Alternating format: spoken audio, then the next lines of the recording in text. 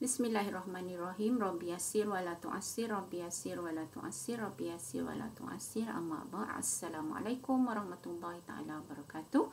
Jumpa lagi Ustazah Linda, pelajaran ke-15 unit 1 Kurban. Jom bersama-sama dengan Ustazah.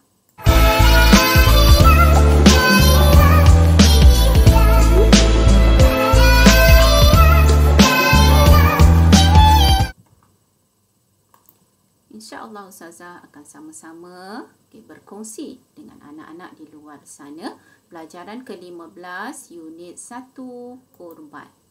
Standard pembelajaran kita ialah 4.22.1 menyatakan maksud kurban, dalil dan hukum. 4.22.2 menerangkan syarat sah, perkara sunat dan tempoh kurban. 4.22.3 menjelaskan tentang pembahagian daging kurban. 4.22.4 menerangkan tentang hikmah kurban. Kita lihat yang pertama, maksud kurban, dalil dan juga hukum. Kurban bermaksud menyembelih binatang ternakan pada 10 Zulhijjah hingga akhir hari tasyrik, bertujuan dekatkan diri kepada Allah.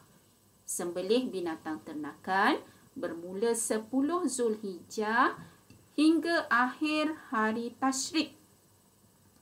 Bermula 10. Hari tasyrik bila? 10, 11, 12, 13. Menyembelih binatang ternakan pada 10, 11, 12 ataupun 13 bertujuan mendekatkan diri kepada Allah. Hukum sunat muakkad tetapi wajib jika kita bernazar untuk berkurban. Kita lihat dalil nakli. Auzubillahi minasyaitonirrajim. Fasalli li rabbika wanhar. Surah Al-Kautsar ayat yang kedua. Demikian berkaitan dengan maksud kurban, dalil dan juga hukum. Kita lihat pula apa maksud binatang an'am tadi. Dalam takrif tadi ada menyebut tentang binatang an'am. Binatang an'am itu contohnya adalah unta, lembu, kerbau, kambing ataupun biri. Itu adalah contoh binatang an'am. Ibadat kurban disyariatkan pada tahun kedua Hijrah sebagai mengingati peristiwa Nabi Ibrahim dan juga anaknya Nabi Ismail. Kita lihat syarat sah kurban. Syarat sah kurban, niat kurban. Niat kurban ketika binatang disembelih. Niat kurban ketika binatang disembelih. Memang kita berniat untuk berkorban tersebut. Masa dilaksanakan. Bila sebenarnya masa yang dilaksanakan supaya korban kita menjadi sah? Selepas solat hari raya. Ni hari raya apa? Hari raya Aidil Adha, iaitu 10 Zulhijjah sehingga terbenam matahari 13 Zulhijjah. Hari terakhir hari tasyrik. Maksudnya dekat sini masa dilaksanakan ialah kalau ikut tarikh dia adalah 10, 11, 12, 13 Zulhijjah. Kita lihat pula dari segi cukup umurnya binatang an'am tersebut. Unta 5 tahun ke atas. Kalau lembu umurnya adalah 2 tahun ke atas. Kambing 2 tahun ke atas. Biri-biri 1 tahun atau sudah bersalin gigi hadapan setelah berumur 6 bulan.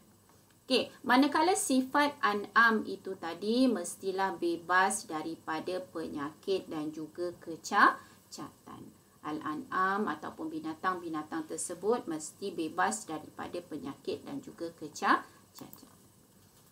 Perkara sunat pula. Kita lihat apa perkara sunat. Orang yang berkorban disunatkan tidak bercukur atau memotong kuku pada permulaan bulan Zulhijjah sehingga selesai korban. Okey, orang yang hendak berkorban itu disunatkan masuk sahaja bulan Zulhijjah sehinggalah ibadat korban itu selesai. Mereka disunatkan tidak bercukur ataupun memotong kuku. Ini sunat dia yang pertama. Yang kedua, lakukan sembelihan korban itu sendiri tanpa mewakilkan pada orang lain. Sunat juga. Okay, kita yang korbankan sendiri tanpa mewakilkan pada orang lain. Yang ketiga, laksanakan perkara sunat sembelihan. Antara perkara sunat sembelihan, contoh dia menghadap kiblat dan alat sembelihan yang tajam.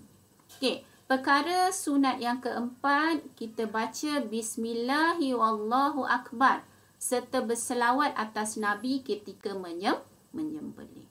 Perkara sunat yang seterusnya ialah membaca doa semasa sembelihan. Kita lihat pula tempoh masa pelaksanaan. Okay, diterangkan lebih lanjut lagi tempoh masa pelaksanaan. Okay, 1 Zulhijjah, orang yang berkorban makruh bercukur dan juga memotong kuku. Okey, korban tidak boleh dilakukan sebelum 10 Zulhijjah. Kenapa?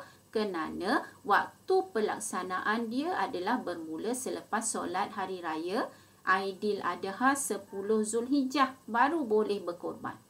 Okey, ketika 10 Zulhijjah adalah waktu yang paling baik.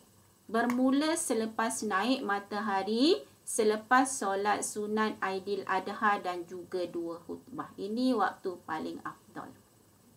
Okey, pada 11, 12 dan 13 Zulhijjah, sunat pelaksanaan korban pada waktu ini. Manakala pada 14 Zulhijjah, korban tidak sah. Sebab apa? Dah melebihi waktu atau tempoh pelaksanaan. Okey, kita lihat pula pembahagian daging korban. Okey, daging korban 1/3 dihadiahkan kepada sahabat handai, 1/3 dimakan oleh pihak yang berkorban dan juga anggota keluarga, 1/3 disedekahkan kepada fakir miskin. Okey, 1/3 dihadiahkan kepada sahabat handai, 1/3 dimakan oleh pihak yang berkorban, manakala 1/3 lagi disedekahkan kepada fakir miskin. Okey, yang seterusnya, hikmah korban.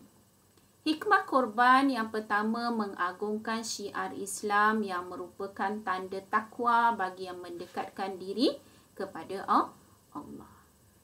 Okey, yang kedua, hayati semangat pengorbanan agung Nabi Ibrahim sanggup mengorbankan anaknya Nabi Ismail demi untuk menunjukkan ketakwaannya atas perintah Allah Subhanahu wa Ta'ala. Selain daripada itu, dengan berkorban sebenarnya mengeratkan persaudaraan umat Islam kerana solat Aidiladha menghimpunkan semua umat Islam. Okey, demikian perkongsian Ustazah tentang ibadah korban. Mudah-mudahan mendapat manfaat pada anak-anak di luar sana. Yang baik itu datang daripada Allah, yang kekurangan dan kelemahan itu adalah daripada diri Ustazah sendiri. Aku qauli hadza wa astaghfirullah li wa lakum. Assalamualaikum warahmatullahi wabarakatuh.